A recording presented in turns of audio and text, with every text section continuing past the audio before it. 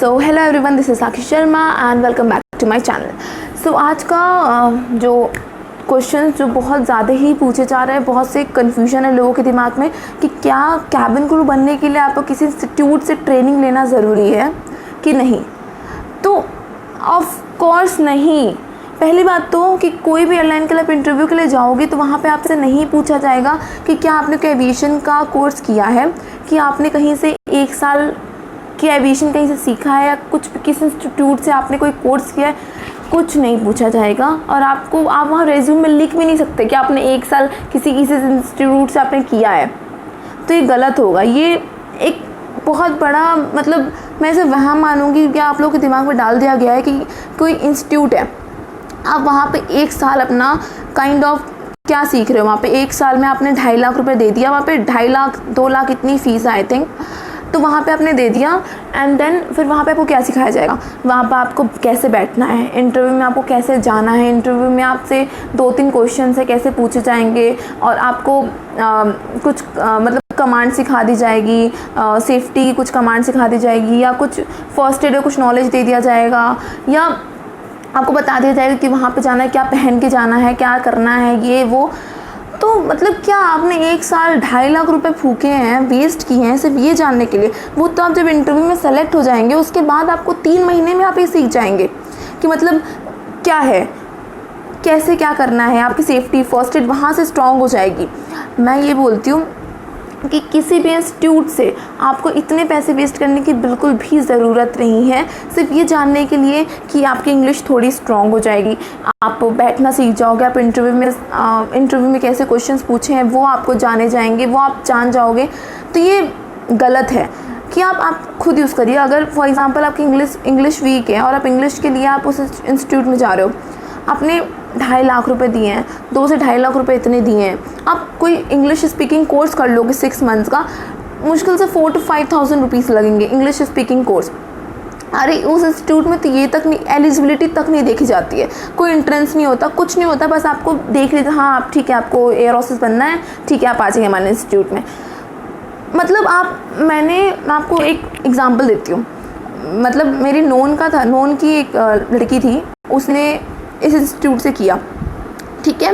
उसके फेस पे बहुत सारे स्कार्स थे, स्कार्स इन द सेंस ऐसे जो दाग धब्बे थे जो कंसील भी नहीं हो सकते, कुछ बचपन के निशान या कुछ थे, और उसकी हाइट भी उस एलिजिबिलिटी तक नहीं जा रही थी जो एलिजिबिलिटी होती है, 5.3 अबव होना चाहिए लड़कियों के लिए। तो उसकी इतना भी नहीं था, वो उसने इंस्टीट्यूट में अपना टाइम वेस्ट किया, 1 साल पैसे लगाए, सब कुछ किया। फिर जब इंटरव्यू में गए, अगर इंटरव्यू में सेलेक्ट भी हो गए तो फ़ायदा क्या हुआ। पहले आप फेस के चक्कर में रिजेक्ट हो जाओगे और आपका हाइट भी उस एलिजिबिलिटी तक नहीं जाती है जो क्राइटेरिया एयरलाइन ने सेट कर रखा है, तो क्या फ़ायदा हुआ। अरे अगर आप किसी इंस्टीट्यूट में जा रहे हो तो क्या गारंटी है कि आप सेलेक्ट हो जाओगे। इंटरव्यू में आप अकेले जाओगे, उस इंस्टीट्यूट को आप लेके नहीं जा सकते कि सर आप चलो मेरे साथ, आपने तो कहा था इंटरव्यू में सेलेक्ट हो जाऊँगी, 100% प्लेसमेंट आप कराओ मेरा। इंटरव्यू में आपको सामने बैठना है, HR का जो भी आपका इंटरव्यू लेगा आप उसके सामने बैठोगे। आप नहीं बोल सकते कि मैम आप तो मेरे को सेलेक्ट करो ना, मैम मैंने 1 साल सीख लिया, आप क्या मेरा इंटरव्यू ले रहे हो, मेरे को सब आता है, ये आता है वो आता है। नहीं कर सकते आप ये, क्योंकि उस इंटरव्यू में आप बाकी जैसे ही हो, आप नहीं हो, आप कुछ अलग नहीं हो कि आपने इंस्टीट्यूट से किया है तो आपको सिलेक्शन पहले होगा, बाकियों का नहीं होगा, ये गलत है। इंटरव्यू में आपको पोस्चर देखा जाएगा, आपका फेशियल एक्सप्रेशन देखा जाएगा, जो क्राइटेरिया है वो सब देखी जाएगी, आप उसमें मैच होते हो या नहीं होते हो। तो ये सब देखने के बाद आप सेलेक्ट होगे। तो ये मत सोचिए कि आप किसी इंस्टीट्यूट के द्वारा जाओगे तो आपकी सिलेक्शन सबसे पहले होगी और फिर बाकियों की बाद में होगी, या बाकियों की नहीं होगी, आप तो नंबर 1 आपकी हो जाएगी क्योंकि इंस्टीट्यूट वालों ने कहा है कि 100% प्लेसमेंट है। मैंने ये तक देखा है कि उस इंस्टीट्यूट में करने वाले लोग मुश्किल से 8 से 9 हज़ार की जॉब कर रहे हैं एयरपोर्ट पे, या 5 से 6,000 की जॉब कर रहे हैं एयरपोर्ट। तो फ़ायदा क्या हुआ, आपने इतना पैसा वेस्ट किया कैबिन क्रू के लिए, एयर होस्टेस बनने के लिए, और आप किसी 8-9 हज़ार की नौकरी कर रहे हो। इतने पैसे वेस्ट करने के बाद, 2.5 लाख रुपए वेस्ट करने के बाद आप मुश्किल से 5 से 6 हज़ार रुपये कमा रहे हो, तो क्या हुआ फिर करने का। तो इसीलिए मैं कहूँगी कि आपको किसी भी इंस्टीट्यूट के द्वारा जाने की ज़रूरत नहीं है। आप खुद को मेंटेन करो उस इंटरव्यू के लिए। अगर आपकी इंग्लिश वीक है, आप इंग्लिश स्पीकिंग कोर्स करो। अगर आपके फेस में कोई दिक्कत है तो आप उसका होम रेमेडीज़ यूज़ करो, या अगर बहुत कुछ ऐसे निशान जा ही नहीं सकते देन लेज़र करा लो यार। कम से कम जो 2.5 लाख रुपए जाओ वहाँ वेस्ट करने वाले तो उससे तो कम में हो जाएगा।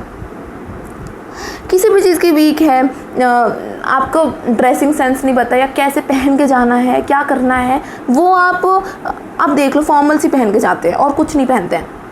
आप लोग कहोगे तो मैं उसकी नेक्स्ट वीडियो बना दूंगी, क्या पहन के जाना है, कैसा मेकअप करना है, कैसे हेयर स्टाइल करना है। अगर आपको इसके लिए दूसरी वीडियो चाहिए तो प्लीज़ कमेंट सेक्शन में मेरे को बता देना, मैं आप इसके लिए दूसरी वीडियो ज़रूर बना दूंगी।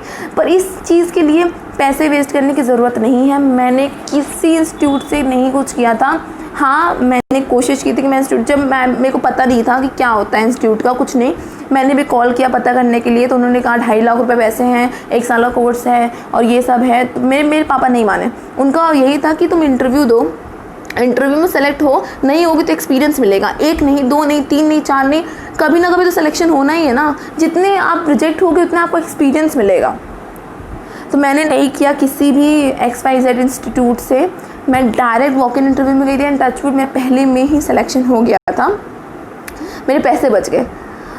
और फिर मतलब बस यही है, पैसे वेस्ट मत करिए। आप में जो कमियां हैं उसे दूर करने की कोशिश करिए, चाहे वो इंग्लिश से हो, चाहे वो कुछ भी हो। अगर आप थोड़े से हेल्दी हैं, आप BMI में नहीं आ रहे हो, तो आप खुद को फिट करने के डाइटिशियन की हेल्प लीजिए, कुछ करिए, उस BMI में फिट आइए, जो क्राइटेरिया है एयरलाइंस के उसमें फिट आइए। पैसे वेस्ट मत करिए, कोई फ़ायदा नहीं होगा इन सब के पैसे वेस्ट करने के, इन सब फालतू चीज़ों में पैसे लगाने का। किसी भी इंस्टीट्यूट से जाने में ज़रूरत नहीं है आपको, कोई फ़ायदा नहीं है। बाकी आपकी मर्ज़ी है। बाकी मैं यही बोलूँगी, आप खुद को उस एलिजिबिलिटी में मैच डालिए, सब कुछ करिए, सिलेक्शन हो जाएगा यार, इतना भी हार्ड नहीं होता इंटरव्यू में। मैं नेक्स्ट वीडियो में आपको बताऊँगी कि इंटरव्यू में कैसे कैसे क्वेश्चंस पूछे जाते हैं। एंड ये फ्री ऑफ कॉस्ट है बाय द वे, इसमें आपको कोई पैसे नहीं लेने वाले, 2.5 लाख 3 लाख रुपए नहीं लेने वाली हूँ। ये आपको बस एक आइडिया मिलेगा कि कैसे क्वेश्चंस पूछे जाते हैं इंटरव्यू के लिए। बस यही था आज की वीडियो में। आई होप आपको ये वीडियो अच्छी लगी हो। अगर अच्छी लगी तो please like, subscribe and share. जिन्हें कैबिन क्रू का इंटरव्यू देना है या जो ऐसे इंस्टीट्यूट में जाने का सोच रहे हैं, उन्हें प्लीज़ ये वीडियो शेयर करिए ताकि उनके पैसे बच सके। And all the best and yes, bye bye and जय हिंद।